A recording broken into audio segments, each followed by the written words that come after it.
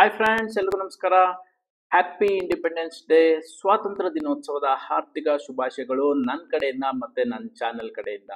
Friends, ಇವತ್ತು ನಾವು 78ನೇ ವರ್ಷದ ಸ್ವಾತಂತ್ರ್ಯ ದಿನೋತ್ಸವದ ಸಂಭ್ರಮದಲ್ಲಿ ಇದ್ದೀವಿ. ಸೊ ಈ ದಿನದಂದು ನಾನು ನಿಮ್ಗೊಂದು ಇಂಟ್ರೆಸ್ಟಿಂಗ್ ವಿಚಾರನ ಹೇಳಬೇಕು ಅಂತ ಈ ವಿಡಿಯೋನ ಮಾಡ್ತಾ ಇದ್ದೀನಿ.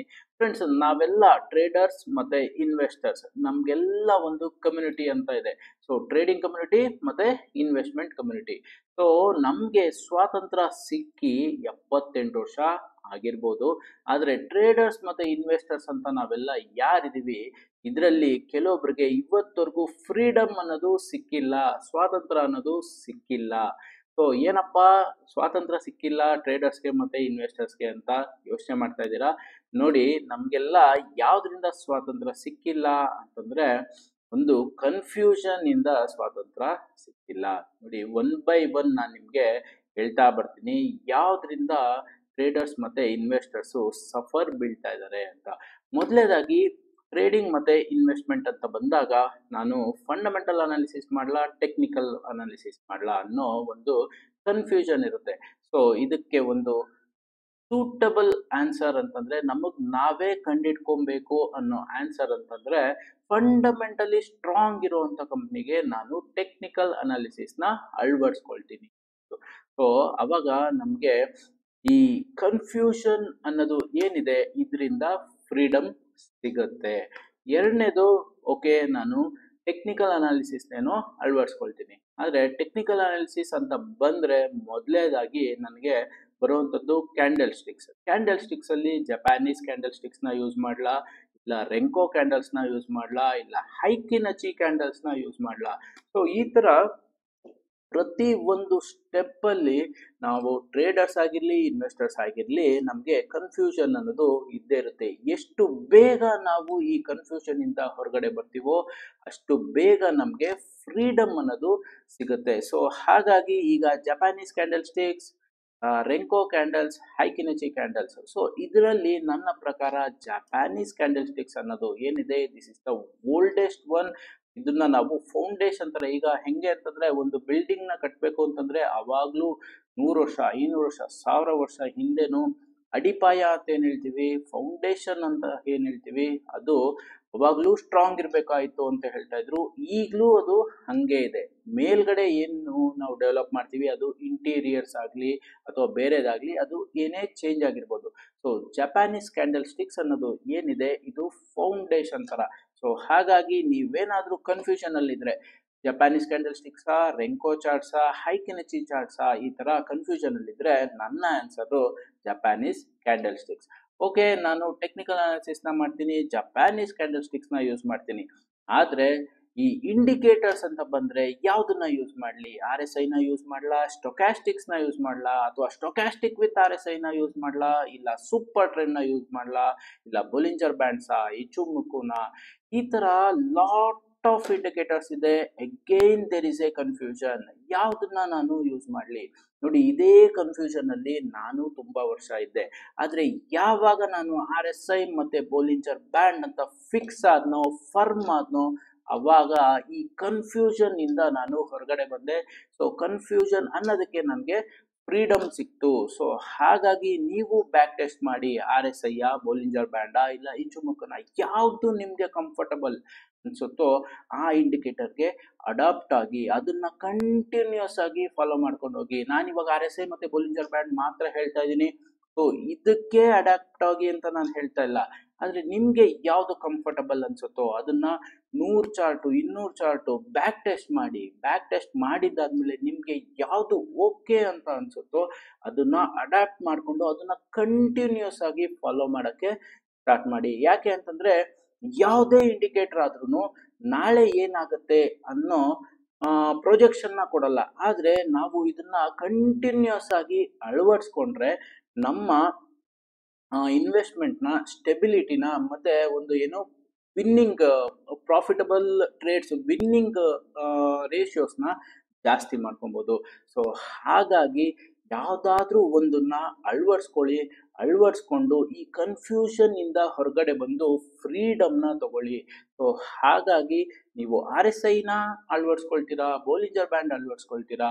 ಸೊ ಇದು ನಿಮಗೆ ಬಿಟ್ಟಿರೋವಂಥದ್ದು. ಎಷ್ಟು ಬೇಗ ನೀವು ಈ ಕನ್ಫ್ಯೂಷನ್ ಇಂದ ಹೊರಗಡೆ ಬರ್ತೀರೋ ಅಷ್ಟು ಬೇಗ ನಿಮಗೆ ಫ್ರೀಡಮ್ಮು ಸಿಗುತ್ತೆ. ನೆಕ್ಸ್ಟ್ ಒನ್ನು, ಯಾವ ಟೈಮ್ ಫ್ರೇಮ್ ಚಾರ್ಟ್ನ ನಾನು ಅಳವಡಿಸ್ಕೊಬೇಕು? ಮಂತ್ಲಿ ಟೈಮ್ ಫ್ರೇಮಾ, ವೀಕ್ಲಿ ಟೈಮ್ ಫ್ರೇಮಾ, ಡೈಲಿ ಟೈಮ್ ಫ್ರೇಮಾ, ಅಥವಾ 15 ಮಿನಿಟ್ಸ್ ಚಾರ್ಟಾ, 1 ಮಿನಿಟ್ ಚಾರ್ಟಾ, 5 ಮಿನಿಟ್ಸ್ ಚಾರ್ಟಾ, 60 ಮಿನಿಟ್ಸ್ ಚಾರ್ಟಾ? ಈ ಥರ ಲಾಟ್ ಆಫ್ ಕನ್ಫ್ಯೂಷನ್ಸು ಟ್ರೇಡರ್ಸ್ಗೆ ಇರುತ್ತೆ. ಸೊ ಹಾಗಾಗಿ ನೀವೇನಾದರೂ ಕೆಲ್ಸಕ್ಕೆ ಹೋಗ್ತಾ ಇದ್ರೆ, ಯಾವುದೋ ಒಂದು ಕೆಲಸನ ಮಾಡ್ತಾ ಇದ್ರೆ, ಮಾರ್ಕೆಟ್ನ ನೀವು ಪ್ಯಾಸಿವ್ ಇನ್ಕಮ್ ಆಗಿ ತಗೊಳ್ತಾ ಇದ್ರೆ, ನೀವು ಇಂಟ್ರಾಡೇ ಚಾರ್ಟ್ಸ್ ನೋಡಿದ್ರೆ ಪ್ರಯೋಜನ ಇಲ್ಲ. ಯಾಕೆ ಅಂತಂದ್ರೆ ನೀವು ವರ್ಕ್ ಮಾಡ್ತಾ ಇಂಟ್ರಾಡೇ ಚಾರ್ಟ್ಸ್ನ ನೋಡಕ್ ಆಗಲ್ಲ. ಸೊ ಹಾಗಾಗಿ ನಿಮ್ಮನ್ನ ನೀವೇ ಕ್ಯಾಟಗರೈಸ್ ಮಾಡ್ಕೊಳ್ಳಿ. ಯಾವ ಕ್ಯಾಟಗರಿಗೆ ನೀವು ಬರ್ತೀರಾ? ನಾನು ಮಾರ್ಕೆಟ್ ಅವರ್ಸ್ ಅಲ್ಲಿ ಕುತ್ಕೊಂಡು ಚಾರ್ಟ್ಸ್ನ ನೋಡಕ್ಕಾಗುತ್ತಾ? ಆಗಲ್ವಾ? ನಾನು ನೋಡಂಗಿದ್ರೆ ಮಾತ್ರ ಇಂಟ್ರಾಡೇ 15 ಮಿನಿಟ್ಸ್ ಚಾರ್ಟು, 60 ಮಿನಿಟ್ಸ್ ಚಾರ್ಟ್ನ ನೋಡ್ತೀನಿ. ಇಲ್ಲ ಅಂತಂದ್ರೆ ನಾನು ಕೆಲ್ಸಕ್ಕೆ ಹೋಗ್ತಾ ಇದ್ದೀನಿ, ಅದ್ರ ಜೊತೆ ನಾನು ಟೆಕ್ನಿಕಲ್ ಅನಾಲಿಸಿಸ್ನ ಮಾಡ್ತೀನಿ ಅಂತಂದ್ರೆ day chart, weekly chart, monthly chart, this is the best time frame. ಯಾಕೆ ಅಂತಂದ್ರೆ ನೀವು ಮಾರ್ಕೆಟ್ ಅವರ್ಸ್ ಅಲ್ಲಿ ಕುತ್ಕೊಂಡು ಮಾಡುವಂತ ಅನಾಲಿಸಿಸ್ ಏನೂ ಇರಲ್ಲ ಇದರಲ್ಲಿ.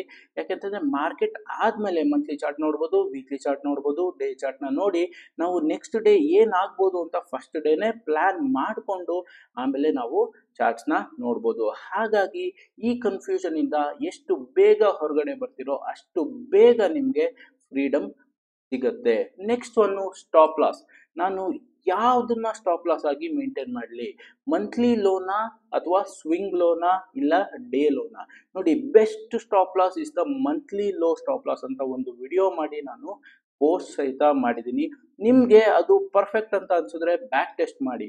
ಬ್ಯಾಕ್ ಟೆಸ್ಟ್ ಮಾಡಿಕೊಂಡು ನೀವು ಅವಾಗ ನಾನು ಚಾರ್ಟ್ ನೋಡೋಕ್ಕಾಗಲ್ಲ ಅಂತಂದ್ರೆ ಮಂತ್ಲಿ ಲೋನ ಸ್ಟಾಪ್ ಲಾಸ್ ಅಂತ ಇಟ್ಕೊಂಡು ಅದಕ್ಕೆ ಫಿಕ್ಸ್ ಆಗಿ, ಸೊ ಕನ್ಫ್ಯೂಷನ್ ಇಂದ ಹೊರಗಡೆ ಬನ್ನಿ. ಇಲ್ಲ ನನಗೆ ಮಂತ್ಲಿ ಲೋ ಸ್ಟಾಪ್ ಲಾಸ್ ತುಂಬಾ ದೂರ ಅನ್ನಿಸ್ತಾ ಇದೆ, ನಾನು ಸ್ವಿಂಗ್ ಲೋಗೆ ಸ್ಟಾಪ್ ಲಾಸ್ನ ಇಡ್ತೀನಿ ಅಂತಂದ್ರೆ ಸ್ವಿಂಗ್ ಅಲ್ಲಿ ಅಗೈನ್ ಯಾವ ಸ್ವಿಂಗು ಅಂತ ಡಿಸೈಡ್ ಮಾಡಕ್ ಆಗುತ್ತೆ ನಿಮ್ಗೆ ಅನ್ನಂಗಿದ್ರೆ ನೀವು ಅದನ್ನ ಫಿಕ್ಸ್ ಮಾಡ್ಕೊಳ್ಳಿ. ಮತ್ತೆ ಮತ್ತೆ ಮತ್ತೆ ಮತ್ತೆ ಕನ್ಫ್ಯೂಷನ್ ಮಾಡಿಕೊಂಡು ನಿಮ್ಮ ಫ್ರೀಡಮ್ನ ಹಾಳು ಮಾಡ್ಕೊಂಡ್ಬಿಡಿ.